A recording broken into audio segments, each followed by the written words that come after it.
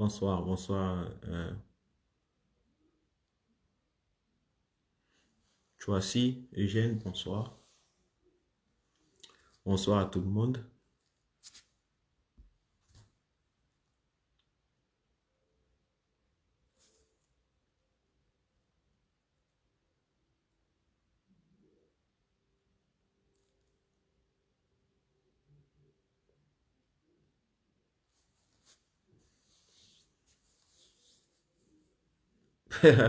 Oui, oui, Bosta, tu es présent. Tu es présent, tu es présent.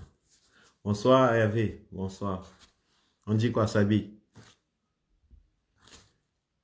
Sabi quoi? On dit quoi?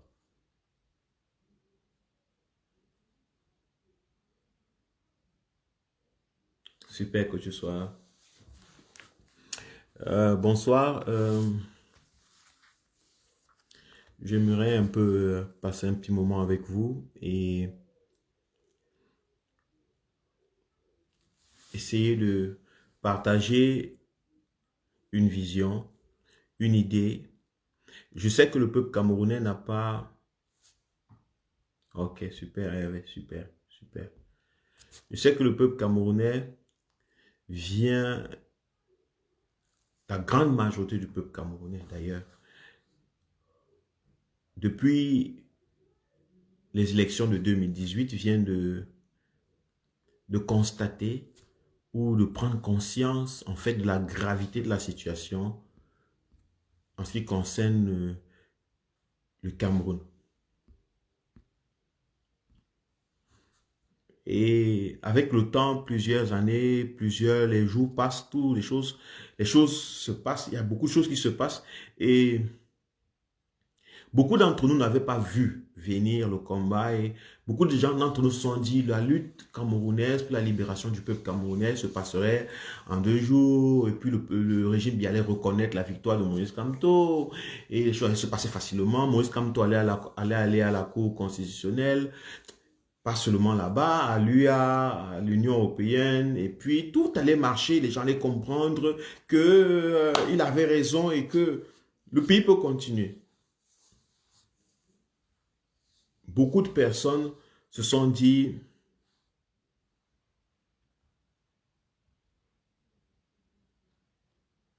beaucoup de personnes se sont dit que euh,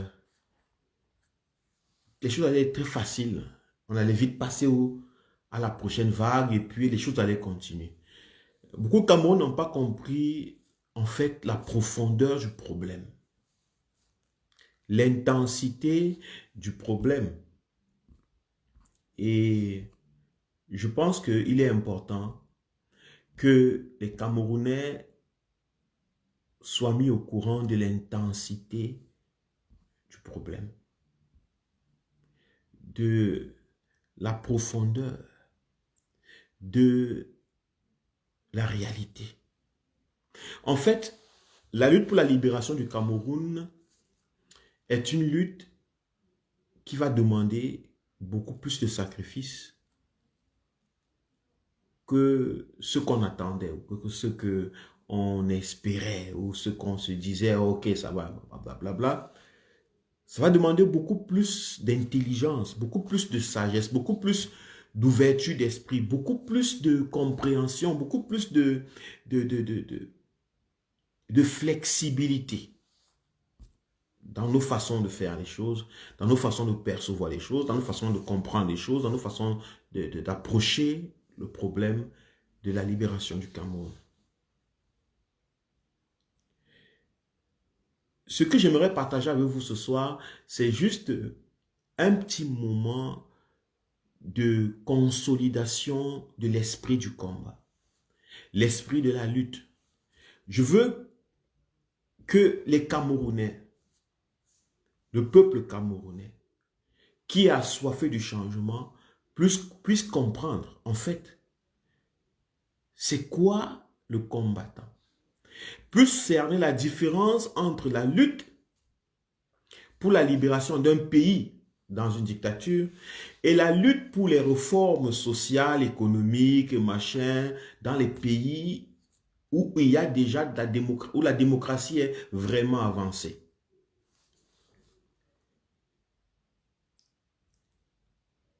Dans les démocraties avancées comme en Allemagne, en France, aux États-Unis, partout, vous allez voir des revendications. Vous allez voir des gens qui se lèvent pour avoir le prix du pétrole qui est moins cher, le prix du carburant moins cher, les loyers moins chers, je ne sais pas quoi. Ils auront toujours beaucoup. Il y a des luttes, des réformes sociales qui sont, des revendications sociales qui sont présentes. Mais en ce qui concerne le Cameroun, nous sommes dans une condition autre. Nous sommes dans une dictature, nous ne sommes pas dans une démocratie. Nous ne sommes pas dans un endroit où les gens comprennent, où le gouvernement est élu de manière légitime, démocratique, et que le gouvernement écoute le peuple. Nous ne sommes pas dans cet état, nous ne sommes pas dans cette condition. Ce qui veut dire que l'approche de nos combats doit être très différente. L'état d'esprit du combattant, du militant du Cameroun doit être différent de l'état d'esprit d'un militant ou d'un combattant ou d'un activiste de Paris, d'Allemagne, de New York et je ne sais plus quoi. Parce que, certes, tous ce sont des revendications, mais des revendications dans des contextes différents. À mon avis, mon humble avis, j'ai l'impression que nous approchons au Cameroun la lutte comme si nous étions dans un pays démocratique. Comme si nous étions dans un pays où tout marche bien. Et qu'il suffisait de revendiquer quelques petits avantages, quelques petites positions, quelques petits changements. Et puis, ok, on s'en sortirait avec un petit bon boulot, avec une petite voiture, avec une petite famille, avec un petit poste. Mais il n'est pas question de ça.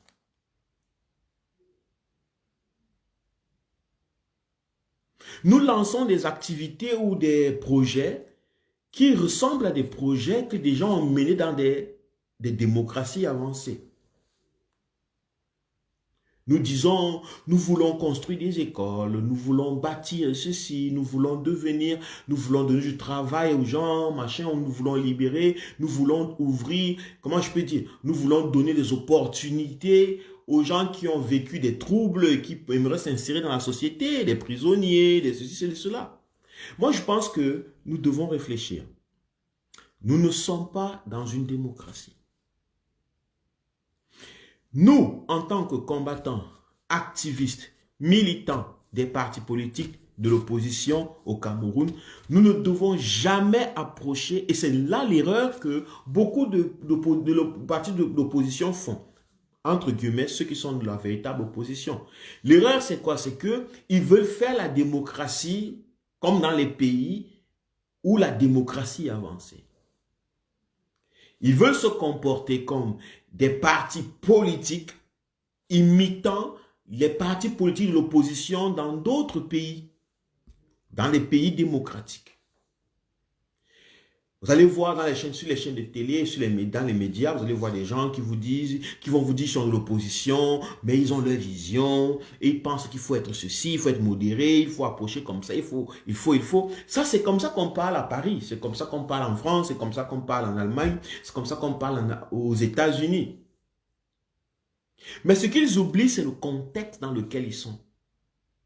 Et les leaders de ces partis d'opposition, entre guillemets, au Cameroun, attirent vers eux des jeunes, une population qui a aussi une perception et qui les suit de toute façon, et qui se disent, voilà comment on fait la politique, parce qu'ils sont tous câblés. Ils ont Canal Horizon, ils ont RFI, ils voient, ils écoutent un peu, ils ont YouTube, ils ont Google, ils écoutent un peu comment ça se passe ailleurs, et ils se disent, on peut simplement répliquer ce qui se passe ailleurs chez nous. Tout le monde veut être l'opposant républicain, l'opposant qui respecte les règles, la norme, l'opposant du quartier, l'opposant que tout le monde connaît.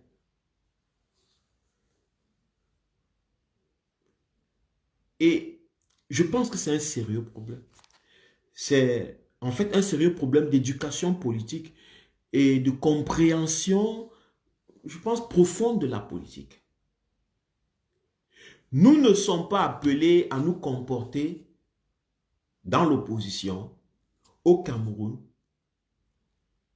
qu'on soit d'un parti politique, qu'on soit activiste, qu'on soit militant du changement ou bien qu'on ait simplement une envie de changement, nous ne sommes pas appelés à nous comporter comme des opposants à un système dans des pays démocratiques.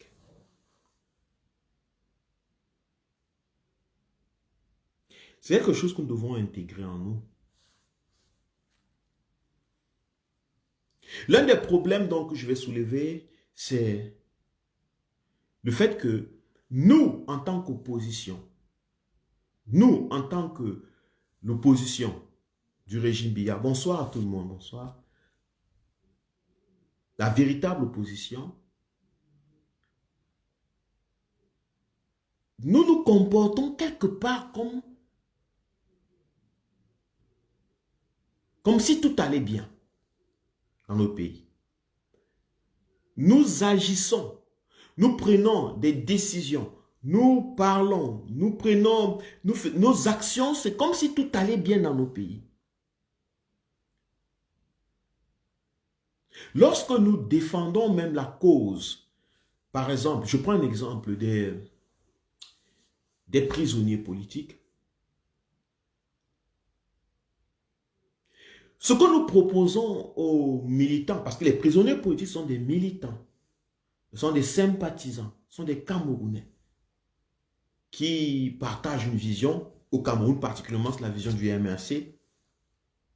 Nous traitons ces militants comme des, je ne sais pas, comme des personnes qui ne savent pas ce qu'elles veulent, comme des enfants.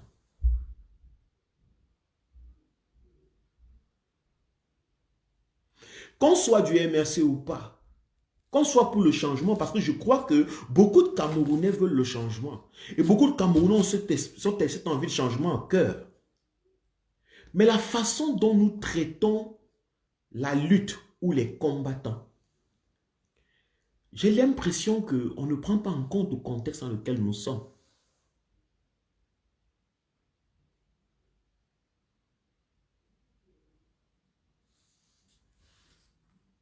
Lorsque des Camerounais vont en prison parce qu'ils ont marché, j'ai l'impression que nous cherchons plutôt à les consoler, à leur assurer une bonne condition de prison, à leur donner de l'espoir que même comme ils sont en prison, derrière, c'est pas, derrière, on prend soin de leur famille, et de leurs enfants. C'est comme pour leur dire, en fait, le message subliminal, c'est quoi? C'est que nous savons que vous êtes allés en prison pour nous. Il y a un agenda caché que nous avons. Nous, les leaders du MRC, le président élu Maurice Kamto et l'équipe du leadership, nous avons un agenda caché. On vous utilise. Et parce que vous vous sacrifiez pour nous, alors on paye des choses pour vous calmer, pour vous caresser, pour vous consoler. Si vous allez en prison parce que vous êtes sorti, c'est pas grave. On va prendre soin de vos enfants, on va prendre soin de vos femmes, de vos maris, et on va vous acheter quelques matelas en prison. On va vous aider à continuer à espérer quand même. Parce qu'en fait, c'était pour nous que vous faisiez ça. C'était pour nous que vous êtes sortis. Moi, c'est le message que c'est un peu comme ça que je perçois psychologiquement la chose. La façon dont nous approchons les projets de la lutte du Cameroun, c'est comme si il y avait des Camerounais extraordinaires Ils ne sont pas nombreux. C'est un groupe de Camerounais qui, bien qu'ils vivent dans un Cameroun qui est beau, qui marche bien, ils ont du travail, ils ont tout, préfèrent sacrifier ça, aller faire des marches, aller se combattre, aller revendiquer, vont en prison et pour cela, ils ont un salaire. Le salaire de notre compassion, le salaire de notre soutien à leur famille, le salaire de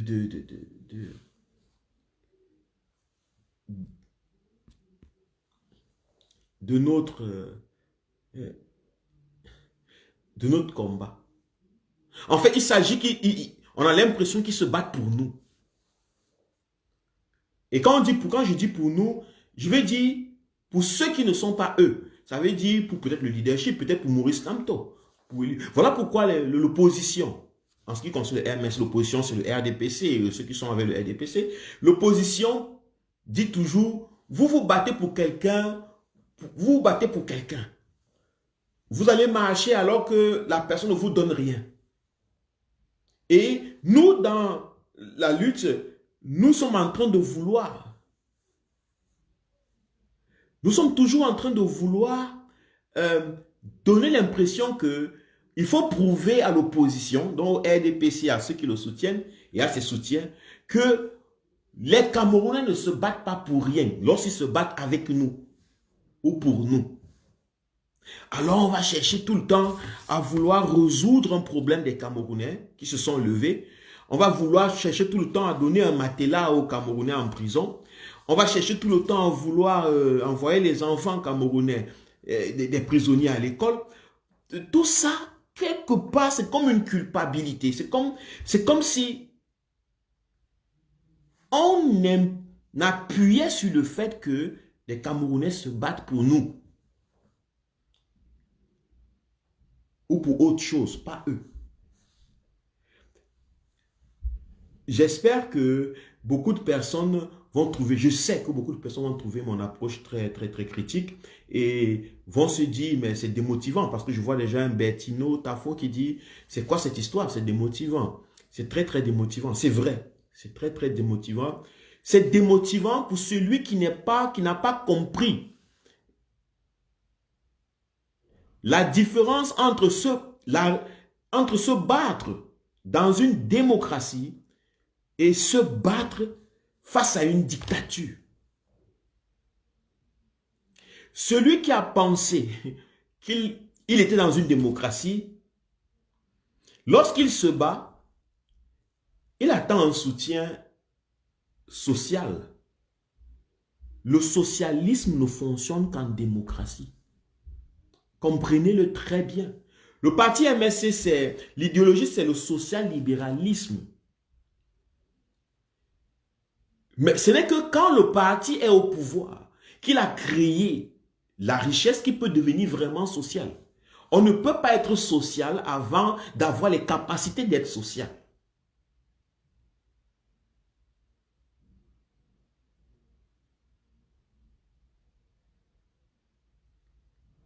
Il faut que les gens intègrent la différence.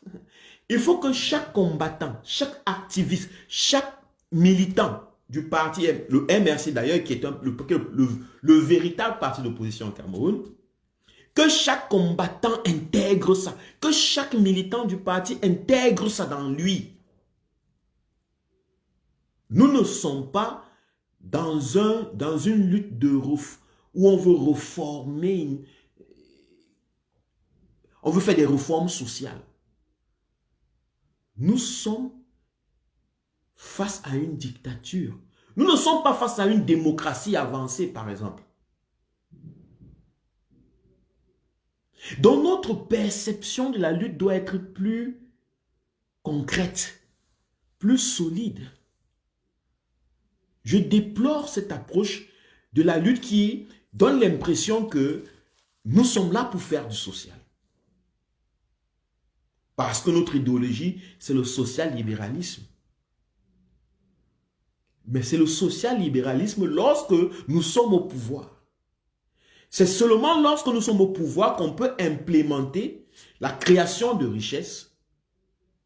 Et c'est dans la création de richesses qu'on peut être des vrais socialistes. Tu ne peux pas être socialiste si tu n'as pas de quoi donner à quelqu'un, si tu n'as pas de quoi apporter à l'autre.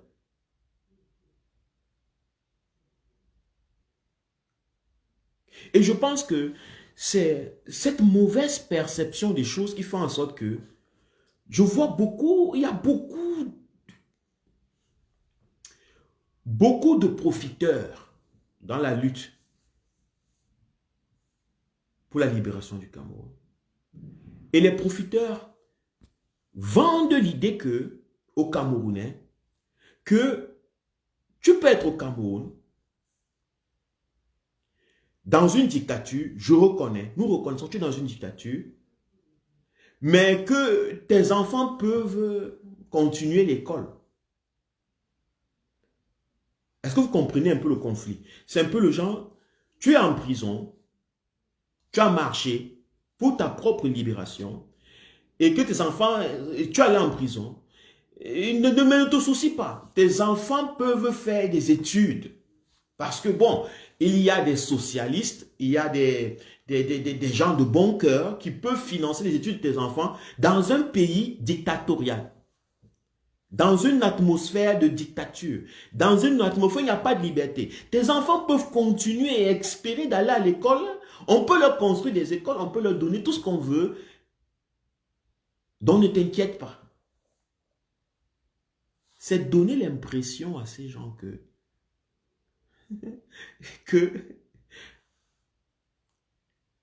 ils se sont levés pour rien. Ils sont bêtes. D'ailleurs, il y a certains qui ne se lèvent pas.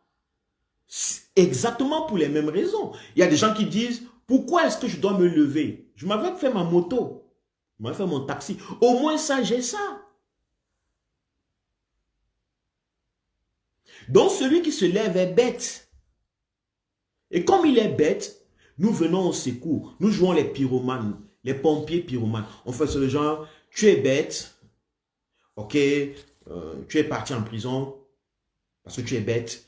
Mais bon, comme c'est pour nous que tu as fait ça, on va s'occuper de tes enfants et de ta femme, de ton mari, de tes copines, de ta famille. Dans une dictature.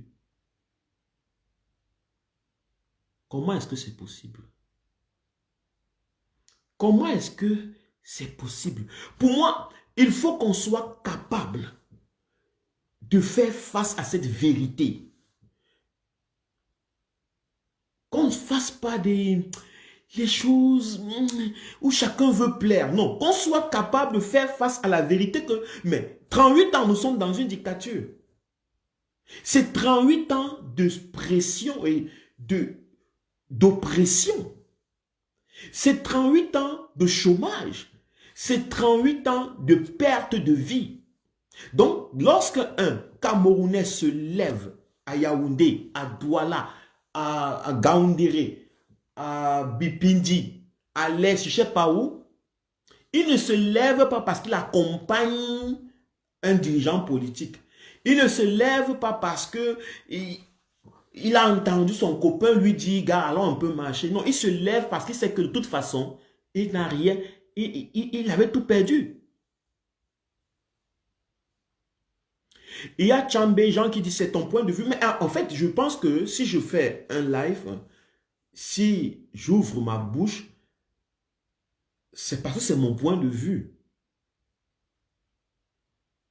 Hein, Tchambé, John, je ne suis pas en train de partager le point de vue de quelqu'un d'autre. À moins que tu ne reconnaisses pas que ce soit moi ici. C'est moi, c'est quoi les? Je dis, je partage mon point de vue.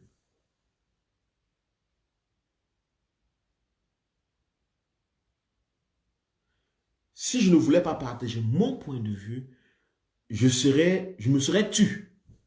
Ce ne serait pas moi ici. Donc, ce que je suis en train de dire, ce n'est pas la vérité absolue.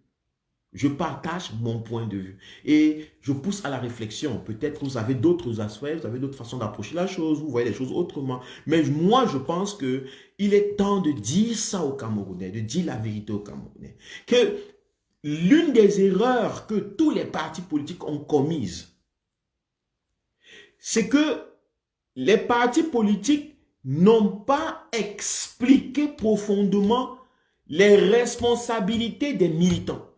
Ils n'ont pas dit aux militants ce qu'ils ont à perdre et ce qu'ils vont perdre. Tout le monde, beaucoup de partis politiques, de manière consciente ou inconsciente, ont essayé de protéger, de garder le secret. Et moi, je trouve que c'est une erreur. Au XXIe siècle, on ne peut pas gagner une lutte face à une démocratie avec des gens qui ont d'autres visions de la lutte. Par exemple, le président élu Maurice Kamto annonce qu'il va aux élections. Vous comprenez? Le président élu Maurice Kamto annonce qu'il va aux élections municipales et quelques jours après, il annonce qu'il ne va pas aux élections. Mais j'ai vu des militants du parti MSC attraper des AVC en pleine chaîne de télévision.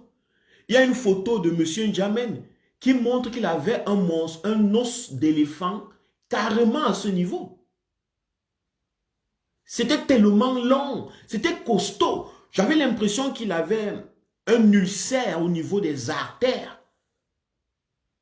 Mais pourquoi un Camerounais se retrouve comme choqué dans une dictature que la stratégie du parti vacille ou bien devient de moins en moins compréhensible?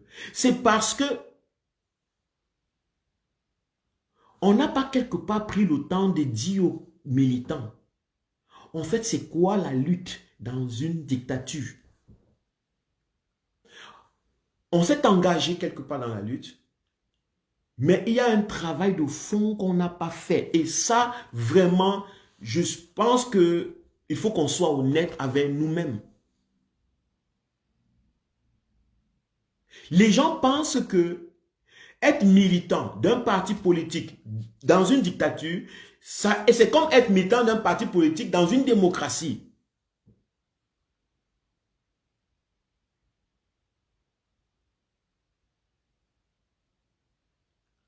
Ils se comportent comme si, et je pense que c'est l'une des raisons pourquoi Maurice Kamto, le président élu des Camerounais, peut faire même 3 mois en prison, séquestré chez lui. Les gens ne vont pas. Ils ne vont pas, pourquoi? Parce qu'ils n'ont pas la mentalité du militant dans une dictature. Ils n'ont pas l'état d'esprit du militant. Ils se comportent comme en démocratie. Ils voient la séquestration, ils en parlent, ils se comportent comme si c'était dans une démocratie où il fallait que les gens se comportent d'une certaine façon.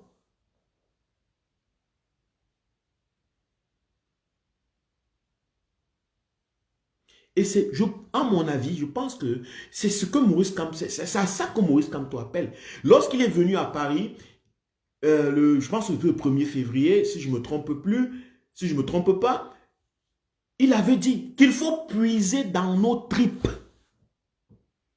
Que cette force que nous avons, c'est dans nos tripes.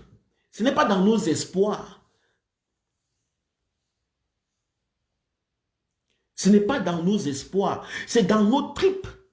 Et nos tripes, c'est quoi? Nos tripes, c'est que nous nous levons en tant que militants, en tant que sympathisants, en tant qu'activistes, en tant que vlogueurs, en tant que Camerounais qui veut le changement. Nous nous levons pour nous.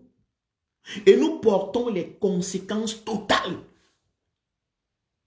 Écoutez, il y a une nuance entre quelqu'un qui porte les conséquences totales de son soulèvement pour sa libération et quelqu'un qui sait que s'il se lève, on va prendre soin de lui. C'est deux choses différentes.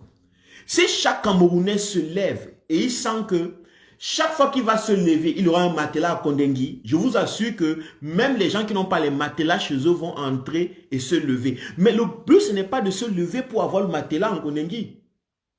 Le but, ce n'est pas de se lever pour avoir des enfants qui vont à l'école. Je pense qu'un militant, un combattant, un activiste, celui qui veut le changement se lève parce qu'il a fait le constat qu'il n'y a rien. Que de toute façon, il n'a rien à perdre. That is the true fighter. Voilà le vrai combattant. C'est celui qui a constaté qu'il n'a rien à perdre. Donc, en fait, que de toute façon, ça ne vaut pas la peine d'être libre. Ça ne vaut pas la peine d'être libre. Là, lorsqu'il s'engage, il s'engage avec toutes ses forces.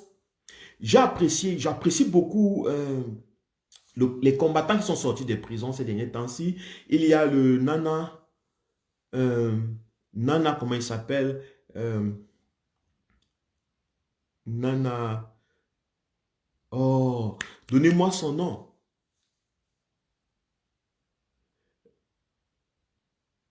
Nana,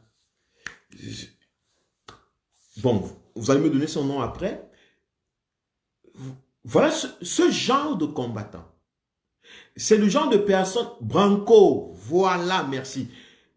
Lorsque je vois Nana Branco, même si j'ai des millions, j'ai envie de lui donner.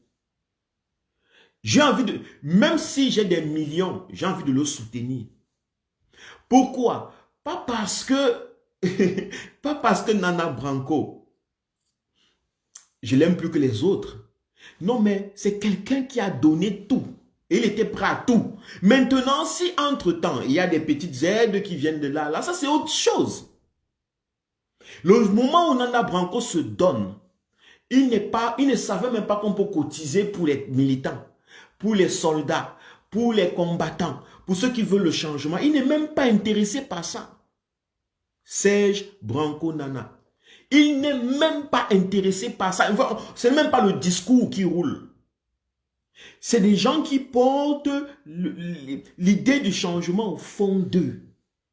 Et ils le transportent, ils transforment le changement. Ils donnent une couleur. Ils ont la soif profonde du changement. Mais ce qu'on veut faire maintenant,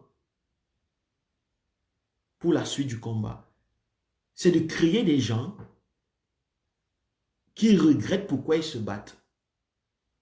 Ou à qui on veut donner l'espoir qu'ils pourront s'en sortir dans la dictature, même s'ils se battent. Je ne comprends pas la philosophie là. Je ne comprends pas. C'est pour cela aussi que la majeure partie de ces combattants, n'est-ce pas? La majeure partie de ces combattants, on n'entend pas parler d'eux. Parce que je vais vous dire une vérité. On parle des grands hommes. La grandeur d'un homme, c'est dans ce qu'il fait. Ce n'est pas... C'est la façon dont il fait ce qu'il fait. Ce n'est pas dans ce qu'il fait, pardon. C'est la façon dont il fait ce qu'il fait. Vous pouvez être deux Joe, deux gars, deux hommes, deux femmes. Vous faites tous la même chose. Mais vous remarquez qu'il y a une personne qui a une certaine lumière dans ce qu'il fait. C'est la façon dont il fait la chose. Ce n'est pas la chose, c'est pas la chose qu'il fait. Et pour faire tomber un régime dictatorial, il faut des militants, des sympathisants, des activistes qui ont une mentalité de guerrier. Ça veut dire qu'ils n'ont pas quelque chose à protéger. Même leurs femmes ne leur disent plus rien. Même leurs enfants n'aient plus leur secours. Parce qu'ils ont tellement souffert à regarder leurs enfants sans manger. Tellement souffert à regarder leurs enfants sans avenir que lorsqu'ils se lèvent, quand vous leur dites que vous voulez sauver les enfants, ça ne leur dit rien. Lorsqu'ils se lèvent, lorsque vous voulez donner les matelas, ça ne leur dit absolument rien. Ce n'est pas qu'ils n'acceptent pas vos matelas ou vos aides, mais ils n'attendent pas que vous leur dites ça. Ils n'attendent pas que vous fassiez des organisations pour les sauver. Non, ce n'est même pas leurs intérêts. Eux, ils sont même prêts à dormir à même le sol. À mourir pour le Cameroun. That is the true fighter. Dans les dictatures, voilà les lutteurs. Dans les dictatures, voilà les lutteurs. Voilà les combattants. Je pense que c'est ce qu'on doit dire chaque jour à tous les Camerounais. Il ne s'agit pas de faire les choses pour Kamto. Ce n'est pas de Kamto qu'il est question. Et attendre que Kamto, lorsque vous avez des problèmes, Kamto vous sortez des problèmes. Ce n'est pas de ça qu'il est question. Parce que j'ai l'impression que c'est l'idée que beaucoup de Camerounais, surtout dans la diaspora, veulent propager. Que, en fait, vous vous battez, certes, vous essayez, mais le problème, c'est qu'il y a la dictature dans un pays dictatorial. Alors, moi, je suis pour l'idée que, ou pour la vision que les Camerounais doivent se libérer. Et que si les Camerounais veulent encore faire 200 ans dans la servitude, il serait mieux pour eux parce que c'est leur choix. Et que, qu'on les laisse, nous on passe notre temps à sensibiliser, à éduquer, à conscientiser, à éveiller les Camerounais. De telle sorte que leur libération vienne de l'éveil.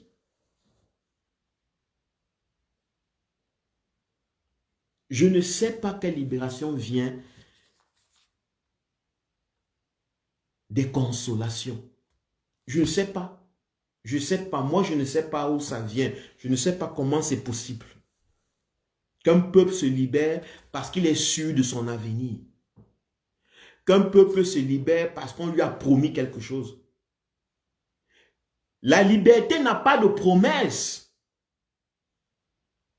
La liberté, c'est comme un jambo. C'est comme quand vous jouez à la loterie.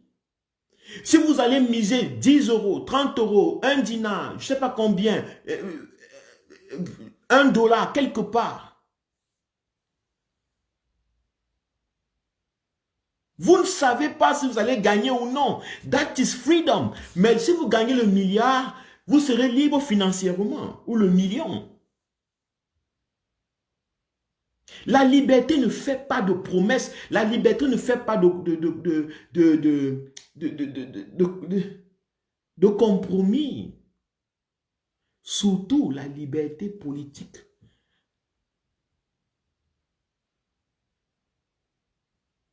La liberté ne fait pas de compromis, chers Camerounais. La liberté n'est pas une promesse. La liberté, c'est le danger. C'est plonger dans la possibilité de l'impossible, de l'inconnu. La liberté n'est pas accessible. Tu ne peux pas la, on dit en anglais, grasp. Tu ne peux pas l'attraper. Tu ne peux pas dire, bon, je me bats pour la liberté parce que je suis sûr qu'on va me faire ceci. Non, non, non. C'est une erreur de perception, chers Camerounais. La liberté ne connaît pas de promesses. La liberté ne connaît pas de certitude. La liberté, c'est un danger. C'est, comment je peux dire, c'est un don de soi total. C'est une perte même parfois de soi-même, de l'idée qu'on porte de soi. Parce que je pense que lorsque un combattant se met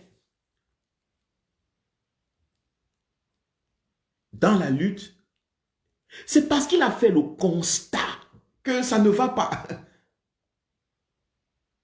Donc il ne peut pas écouter les paroles des gens qui disent ça peut aller. Non, ça ne va pas. Jusqu'à ce que ce qu'il voulait se réalise, ou il meurt en cherchant à le réaliser. C'est l'état d'esprit d'un combattant, d'un militant, d'un activiste dans un pays où le combat est contre la dictature.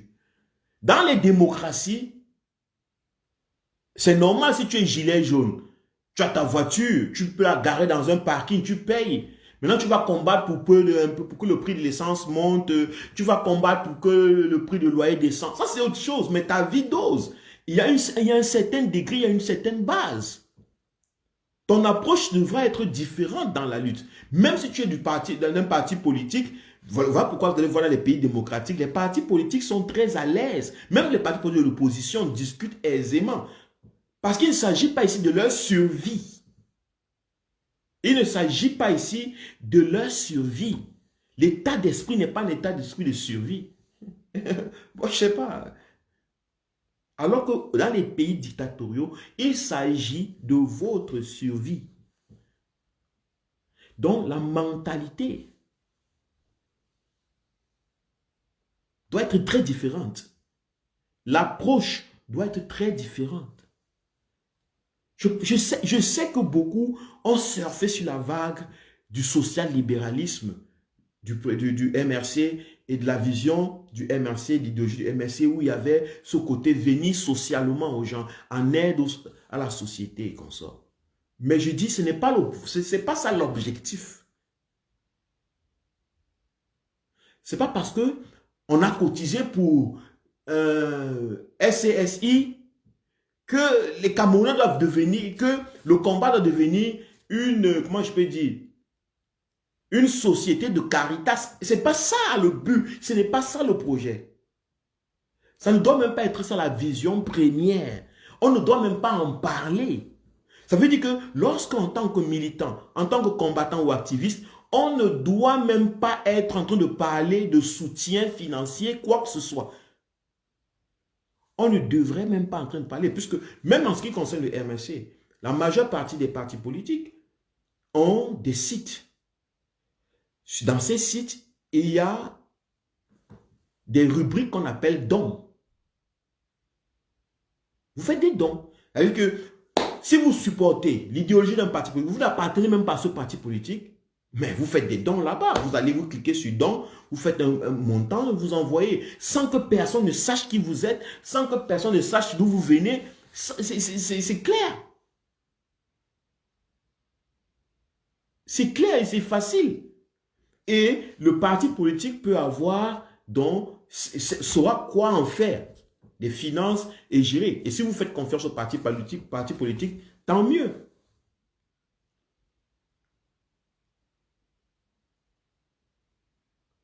Mais chercher d'une manière ou d'une autre à vouloir mettre dans l'esprit des Camerounais que il faut leur apporter une aide financière pour qu'ils comprennent ce que c'est que le combat, pour qu'ils puissent adhérer massivement au combat. Moi, à mon avis, honnêtement, je ne peux pas dormir avec.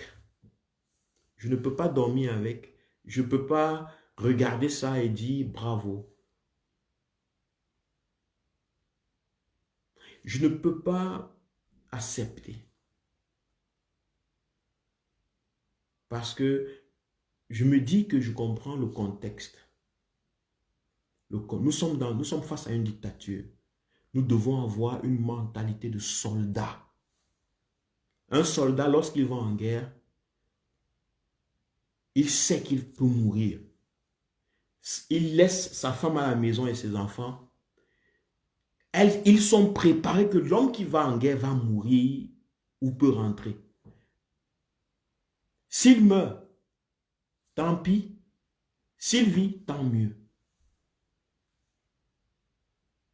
Il n'a pas d'autres avant. On ne lui promet pas que tu peux vivre. Quand tu vas mourir, on va te donner le pain. Ça n'est pas là l'importance du soldat. Le soldat ne veut pas savoir. Il sait qu'il va défendre sa nation. Il sait qu'en fait, la lutte qu'il va mener, c'est pour lui et ses enfants. Que si ça marche, ses enfants seront bien. Si ça ne marche pas, il aura essayé toute sa vie. C'est la mentalité qu'on doit plus introduire. C'est celle-là qu'on doit plus implémenter. C'est ce qu'on doit plus dire aux Camerounais. Pour construire des hommes qui ont le cœur. Pour construire des hommes qui ont un cœur qui bat 75 fois par minute. Pour construire le courage. On a souvent l'impression que le courage ne vient que quand tu consoles les gens. Quand tu leur dis que ceci, pardon, Dieu va t'aider. Ça, ce n'est pas le courage. Ça, c'est la consolation. Je vous propose une question. Entre un homme qui se bat pour sa liberté et un homme qui se bat parce qu'il peut avoir quelque chose, un strapontin, vous pensez qu'il se bat vraiment, qu'il peut se battre totalement, sachant que, je mets la condition sine qua non, sachant que tout être humain est de nature libre et poursuit la liberté comme étant l'objectif suprême. Qui entre ces deux? Les gens qui se battent parce qu'ils ont quelque chose à gagner, quelques petites finances, quelques petites choses, quelques c'est ça, en général ne se battent pas totalement. Ils comptent sur quelque chose. Ils n'ont pas la rage de vaincre. Ils n'ont pas. Chaque fois qu'ils se retrouvent dans une difficulté, ils guettent. Ils appellent aux récompenses. Ils regardent, ils disent, ouais, bon, maintenant je suis à tel niveau. Vous êtes à quel niveau? La question que Jean-Marie Ouakou pose, mais combien de Camerounais ont cet esprit de sacrifice total? Je vais répondre à Jean-Marie, mon frère, que la question combien ne sera que répondue par l'ouverture d'esprit. Chaque Camerounais est capable de sacrifice total. Chaque Camerounais est capable de sacrifier. Mais il faut qu'ils comprennent l'importance d'un sacrifice total. Le problème, c'est qu'on ne parle pas de sacrifice total aux Camerounais. On estime qu'ils sont 2, 3 qui ont... Et puis le reste, il faut les manipuler. Moi, je ne pense pas que ce soit sur la bonne voie. C'est qu'on dit, ils sont 2, 3. Qui sont sacrifiés. Bon, mais les autres essayent, mais comment on peut faire avec eux? Non, tout être humain, tout Camerounais est capable de sacrifice total. Bonsoir, bonsoir tout le monde. Tout être humain est capable de sacrifice, mais il faut qu'il soit éduqué et veillé au sacrifice total, qu'il comprenne l'importance d'un sacrifice total, qu'il comprenne pourquoi la chose vaut de la peine d'être totalement sacrifié.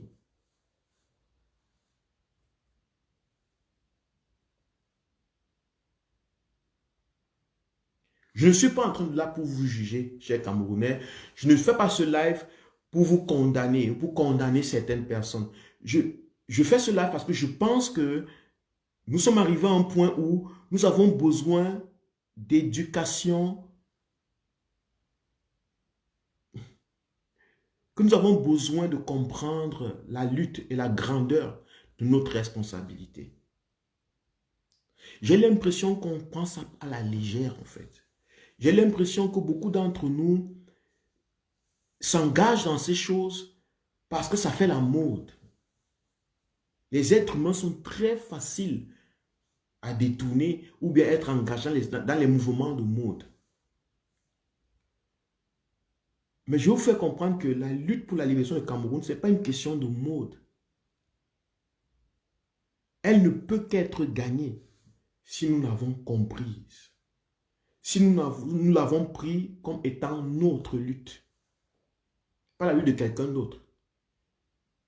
La seule façon de gagner le régime Biya, c'est si les Camerounais comprennent que c'est leur lutte.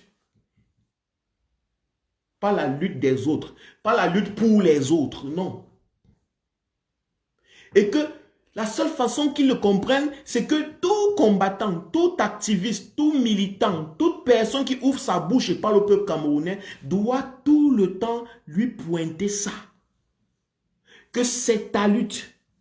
Il s'agit de toi, de ton engagement. Il s'agit de tes enfants, de ta femme, de ton mari. Il s'agit de tes parents. Il s'agit de tes frères et tes sœurs. Ce n'est pas pour moi. Si tu veux ne pas marcher, ça te regarde. Moi, vraiment, moi, ça ne me regarde pas. Je fais ce que je peux faire. Mais il s'agit de toi. Là, le gars peut avoir l'occasion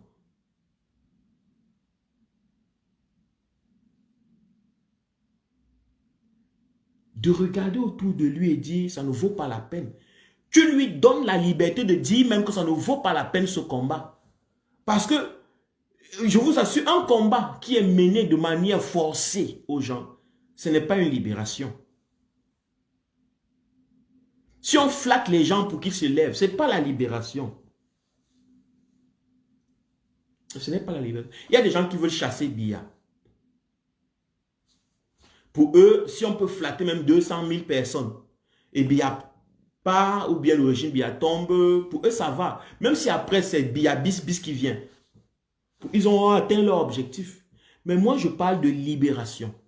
Je parle d'autonomie. Je parle de conscience nationale.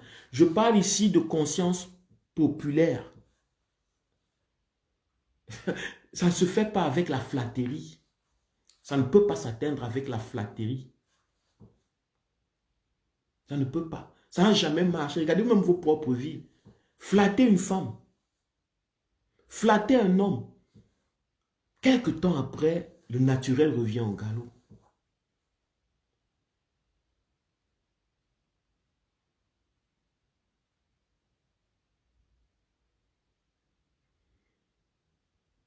C'est une question de vie personnelle ou de mort personnelle. C'est tout. Je ne dis pas que on ne doit pas soutenir ou aider quelqu'un qui est souffrant. De toute façon, les militants, les gens qui marchent, c'est ceux qui ne sont pas tous du MRC. Il y a même parfois des gens qui sont en prison qui ne sont pas du MRC, mais qui n'ont pas de matelas. Que faire de tous ces millions de Camerounais qui vivent dans les prisons, les geôles de Biya et n'ont pas de matelas? Si on commence à donner l'impression aux militants qui disent que je suis pour le MRC, je vais marcher pour le MRC, machin, leur donner des matelas, leur donner des ceci, ce que ça fait, ça crée des êtres humains spéciaux. Même en prison, ça crée des êtres humains spéciaux.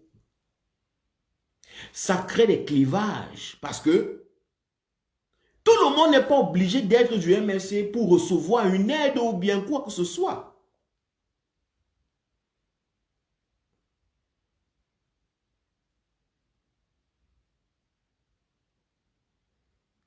Est-ce que vous comprenez jusqu'où ça va?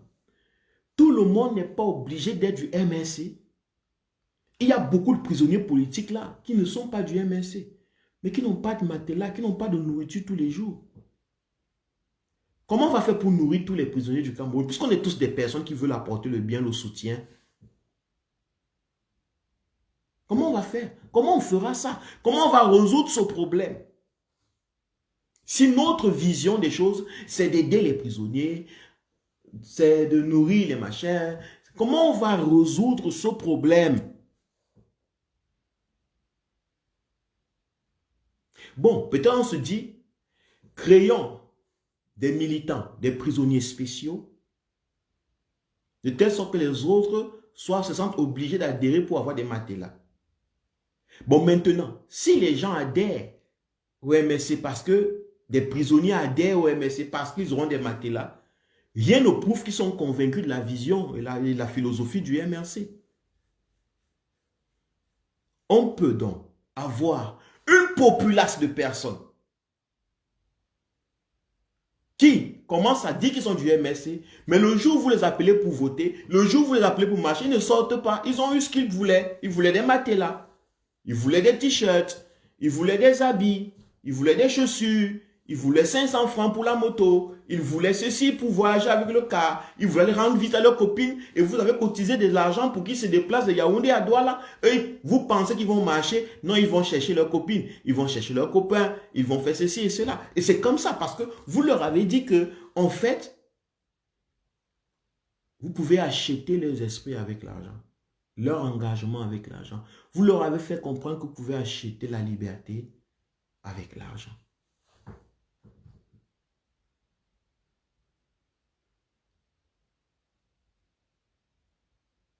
Si quelqu'un tombe malade, si quelqu'un se casse la tête, pour moi, ça n'a même pas besoin. Ça peut être un blanc, ça peut être un chinois.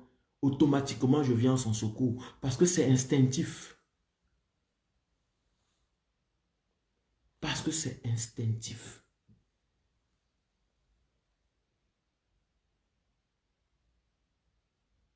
Je ne viens pas à son secours parce que il aime mon frère, j'ai vu qu'il avait ma peau. Non, c'est instinctif.